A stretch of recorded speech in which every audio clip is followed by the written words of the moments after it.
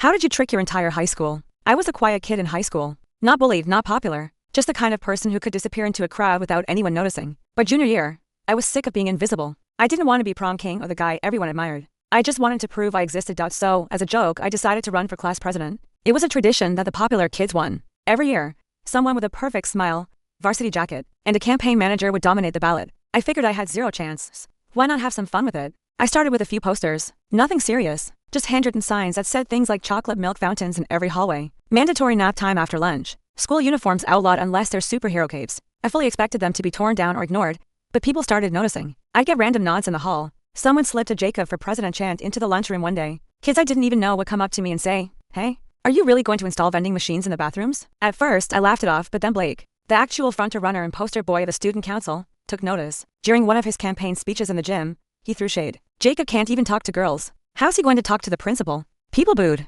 That's when it got real. I leaned in hard. I started wearing a suit to school every day. Okay, not a real suit. It was an oversized blazer from a thrift store, a button-down shirt I borrowed from my dad, and a clip-on tie I found in the back of my closet. I walked the halls like a politician, shaking hands, pointing at people and saying, "You've got my vote." I printed fake polls that showed me ahead by 30 points. I slid them into lockers like they were confidential reports. I gave cryptic one-liners in the hallway like, "Change is coming and Blake's afraid of the truth." Rumors started flying. Someone said I had the AV club on my payroll. Another claimed I had dirt on Blake's disciplinary record. I said nothing. I didn't need to. Then came the final day before the election. I convinced the AV club to let me hijack the morning announcements. I stood in the media room, heart pounding, and delivered a 2-minute speech that made absolutely no sense, but sounded inspirational anyway. "The establishment doesn't want me to win," I said. "But this isn't about popularity. It's about freedom. About vending machines that dispense confidence, about justice and naps." I played dramatic orchestral music underneath it. The bell rang 2 minutes late because no one could stop laughing. Election day came, and I walked in like a man on a mission. People high-fived me. Even a few teachers gave me a thumbs up. Then came the results. I won by a landslide. I didn't just beat Blake, I destroyed him.